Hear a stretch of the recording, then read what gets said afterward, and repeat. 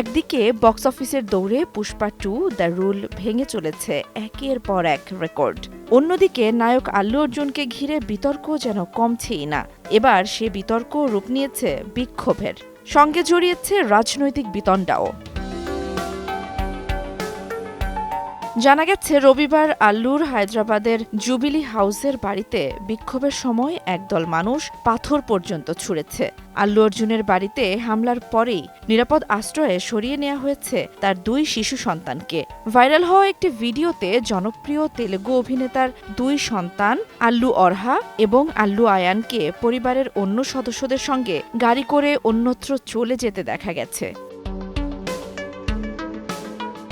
গত 4 ডিসেম্বর হায়দ্রাবাদের সন্ধ্যা থিয়েটারে পুষ্পা 2 এর প্রিমিয়ারে আল্লু উপস্থিত হওয়ার পরেই ভিড়ে পদপিষ্ট হয়ে মৃত্যু হয় এক মহিলার। তার 4 বছরের সন্তান এখনও কোমায়। এই ঘটনার প্রতিবাদেই রবিবার হায়দ্রাবাদের জুবিলি হিলসে আল্লুর বাড়িতে বিক্ষোভ হয়। বিক্ষোভকারীরা ওসমানিয়া বিশ্ববিদ্যালয়ের ছাত্র হিসেবে নিজেদের পরিচয় দিয়েছিলেন। প্রথমে তারা অভিনেতার বাড়ির প্রধান ফটকের সামনে জড়ো হন এবং তার বিরুদ্ধে স্লোগান দেন এবং মৃত মহিলার পরিবারের জন্য 1 কোটি টাকা ক্ষতিপূরণ দাবি করেন। এরপর দরজার বাইরে থেকেই আল্লুর বাড়ির দিকে ছোড়া হতে থাকে একের পর এক টমেটো। বাড়ির সামনে থেকে ফুলের টবগুলি তুলে মাটিতে আছাড় মেরে তা ভাঙা হয়। ঘটনার সময় আল্লু বাড়িতে ছিলেন না।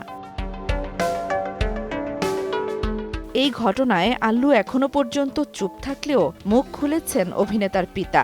তিনি বলেন, সবাই দেখেছেন কি হয়েছে, কিন্তু এবার যথাযথ পদক্ষেপ নেয়ার সময় এসেছে।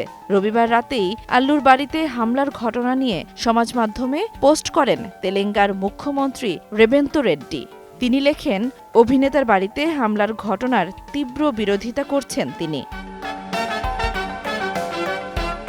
জান্নাতুল দোলনা, সময় সংবাদ।